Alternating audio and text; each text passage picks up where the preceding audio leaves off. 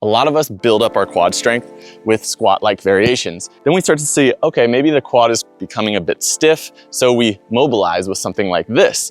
But there is one exercise where we can develop mobility and strength at the same time. This is a very unique movement of becoming strong in a long position. There's even science-based practitioners that are starting to see that building strength through lengthened positions can have a really good effect on muscle hypertrophy. Now here's the thing, I don't think that this is for everyone, but for the right person, this can have massive value, and I'm gonna show you how to work up to these safely.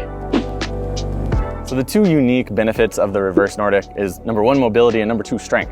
The rectus femoris of the quad crosses your hip and your knee joint. So all that means is if we want to put it on full stretch, we need to fully flex the knee and we need to extend the hip. So right here, I'm getting a great stretch, but because my torso's upright, I don't really have much demands going into the leg, into the hip. Versus here, when I start leaning my torso back, now this force is being put into my quads and I'm forced to use a lot of strength here to get that full flexion of the knee, right? And of course, this creates a lot of mobility over time. In the same way, the strength that we gain here is completely unique, right? Most people are really strong with their quads in squat and pressing type motions, but to become strong where your quad is fully lengthened, right? You wanna do this, but to keep yourself long and become strong, this is just next quality of quad strength. And there's more and more research showing that actually the full range, the lengthened portion of a lift can be very valuable for muscle hypertrophy. So this could potentially help you gain some muscle into your quads. And the last part is the knee resiliency, right? That strength through the knees. And this comes from building it over time. You will not be able to start with the full Reverse Nordic, but we get here and we get our quads used to handling this lengthened position. And then over time, we can get here and be strong here, and that's gonna have good effects on our knee health. Now, my experience with Reverse Nordic is that when I do a lot of squatting, jumping, sprinting, things that I really like to do, and then I have to go maybe sit at the computer and edit some videos, I always feel like my quads are just tight and holding a lot of tension, right? And it just feels like I need to just live in these couch stretches. But if I do Reverse Nordics, say only once a week, it seems to keep my quads really open and my hip extension nice, and it combats that stiffness that can creep in over time. Now, I really don't think that you should just go and throw yourself into Reverse Nordics. I think that we have to be comfortable in these two positions that I'm about to show you right here. Number one is couch stretch. And what we want to focus on here is getting that butt to the heel. Now, if I dig my toes into the wall like this is going to be a bit easier, right? Because my knee is further away from the wall. If I point my toes and get my knee as close to the wall, touching the wall, then and still be able to get upright and get those glutes to the heel. Now this is essentially that Reverse Nordic position that we're gonna be in towards the bottom. So I like to make sure that people can at least get close to this position before even doing the Reverse Nordics. And now to demonstrate that we have strength in this position, I think that being able to do a rear foot elevated Bulgarian squat is really valuable, and potentially, holding some weight here as well, because we're loading this back hip into a position that's a little bit like the Nordic curl, right? So it's not only this leg working, but this leg also stabilizing us in this stretched position. So feel comfortable in both these.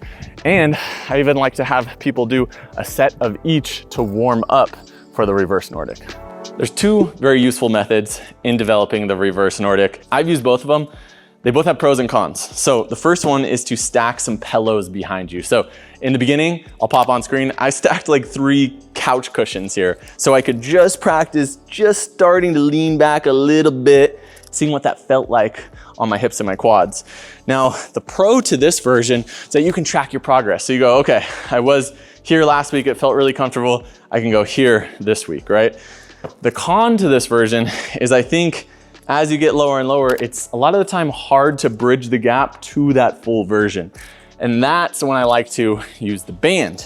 So the band essentially just offloads some of our weight, right? So we're using some hand assistance to now get us into deeper ranges of motion.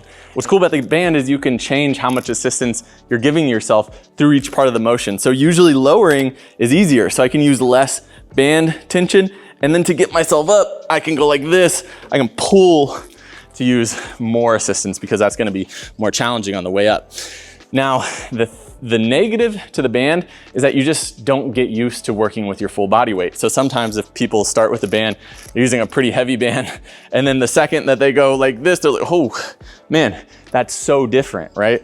So in my eyes, I think that using a combination of both of them is probably the way to go, right?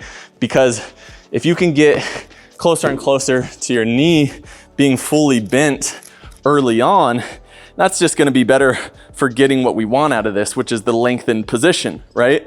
And we can use the band to work there.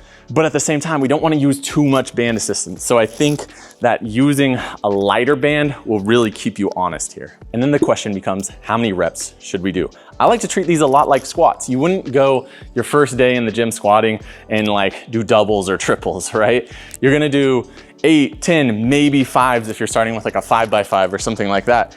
This is the same thing. I think you use enough tension in the beginning to be able to do something in the 5 to 10 rep range, right? Because we wanna get our muscles, our tendons, our ligaments, we wanna get those used to this full range lengthened position. But if you have the mobility, the resilience, the body weight mastery goals, we want to be able to work up to doing the full Nordic. And we're not gonna be able to do 5 to 8 reps the first time that we're getting our full Nordic, right? So what I find really valuable is to maybe, as you've trained this for a while, in the beginning sessions, when you're getting really close to getting that full Nordic, then we're doing maybe 1 to 2 reps with really light band assistance. And maybe we're even like, okay, I feel like I can control that all the way down.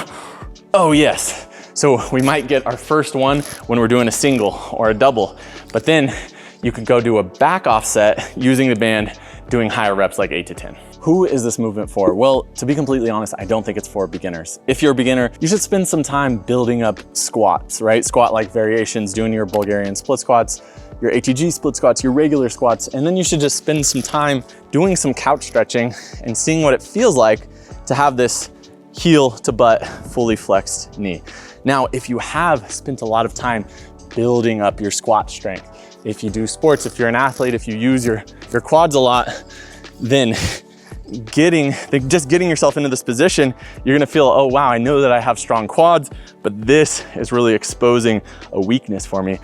This can potentially have a lot of value for you in terms of mobility and just overall hip health and ability. You could go to the gym and you could just do leg press and leg extension, and you could develop these muscles with a lot less of the effort. Here we get mobility gains, we get balance, we get stability, we get strength in these lengthened positions, but it's higher risk as well. So you have to determine if it's valuable for you. If you're interested in developing the Reverse Nordic, just made a follow along routine. I'll guide you through the prep mobility movements and then help you work through the regressions to eventually get to the full Reverse Nordic. Click it right here.